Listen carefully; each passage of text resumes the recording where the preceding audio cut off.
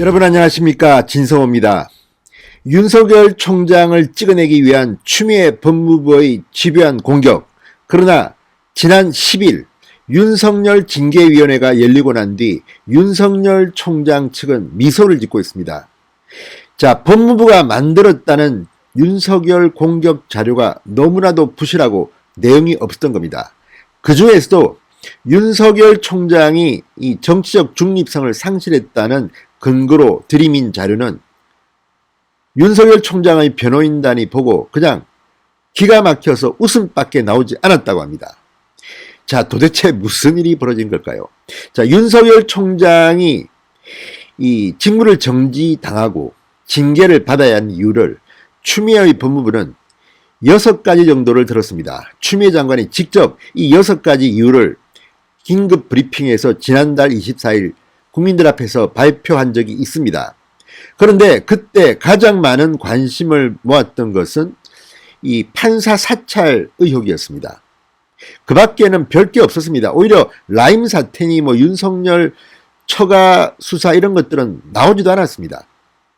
그리고 또 하나, 이거는 말도 안 된다고 생각한 것이 바로 윤석열 총장의 정치적 중립 부분이었습니다. 이건 누가 봐도 억지로 얽어맬 수도 없는 말도 안 되는 이유였는데, 의외로 이 지난 10일 징계위원회 회의에서는 정한중 한국외국어대학 교수, 그러니까 징계위원장 직무대행이 이 부분을 집중적으로 파고들었다고 합니다. 이걸 보면 추미애 장관 측은 이 징계위원회를 통해서 윤석열 총장을 찍어내는데 이 정치적 중립 상실 부분이 의미가 있다고 판단한 것 같습니다. 윤석열 총장은 왜 정치 안 한다는 선언을 못 하느냐, 이런 식으로 정한중 이 위원장 직무대행은 말했다고 합니다. 의외였다고 합니다. 그런데 문제는 이 법무부가 윤석열 총장이 정치적 중립을 상실했다고 근거로 들이민 문서가 어마어마하게 웃기는 그런 자료였다는 겁니다. 자, 이들은 어떻게 해서든 윤석열 총장을 찍어내긴 찍어내야겠는데 물증이 확실하고 뚜렷한 게 없다 보니까 이런 추상적인, 그야말로 주관적인 문제를 가지고 윤석열을 찍어내려고 하는 것 같습니다. 과연 뜻대로 될까요? 진성호의 융단 폭격 시작합니다.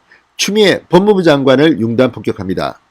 방송에 앞서 아직 진성호 방송에 구독자가 아니신 분들은 붉은색 구독 버튼 눌러주십시오. 더 좋은 방송으로 보답하겠습니다.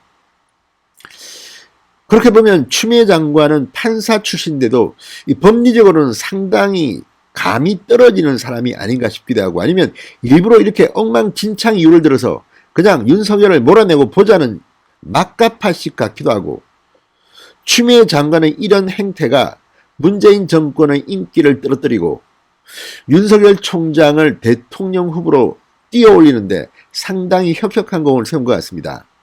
서울시민을 대상으로 한 여성 비호감 정치인 1위가 추미애였다. 45% 정도를 받았다. 이런 걸 보면 이미 추미애 장관은 문재인 정권의 엑스맨인 것은 분명해 보입니다. 민주당 내부에서도 지금 추미애 장관이 부담스럽다는 반응들이 나오고 있습니다. 그게 바로 이런 이유입니다.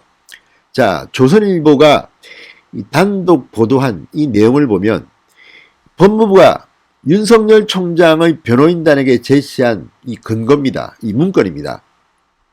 자, 윤석열 총장이 정치적 의무를 위반했다는 근거로 내세운 자료들이 정말 대단히 웃기는 짬뽕이었던 겁니다. 대부분이 언론 기사를 그냥 스크랩해가지고 내놨습니다. 이게 500페이지쯤 된다고 합니다. 500페이지. 언론 기사 500페이지. 그리고 윤석열 총장의 대검 국정감사 발언, 검찰총장의 정치적 중립 의무에 관한 논문 3편이 전부였던 것으로 확인됐다고 조선일보가 보도했습니다. 자, 이걸 갖다가 지금 징계위원회 자료라고 들이밀면서 이러니 윤석열 총장 당신은 말이야 징계받아야 돼, 해임돼야 돼, 이렇게 말하고 있는 겁니다. 그리고 이걸 갖다가 정한중 징계위원장 직무대행은 가장 중요한 사항처럼 집요하게 추궁한 것으로 알려졌습니다. 자, 법무부 감찰관실이 조사를 통해 별도의 윤석열 중립 위반 자료를 생산한 것은 없었다고 합니다. 이미 나와 있는 기사 등 공개 자료를 통해 끌고 모아가지고 이리저리 짜기 피해가지고 윤석열 총장을 징계해야 한다는 근거로 써먹었다는 것입니다. 참 이 사람들 세상 편하게 삽니다 진짜.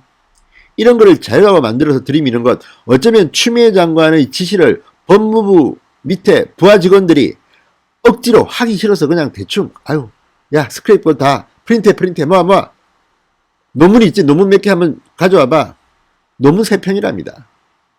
윤석열 국감 발언은 지금 유튜브에서 엄청난 조회수를 기록한 만큼 국민들이 엄청나게 많이 본 겁니다. 시청률도 높았습니다. 그런데 그걸 갖다가 지금 자료라고 들이밀고 있다는 겁니다.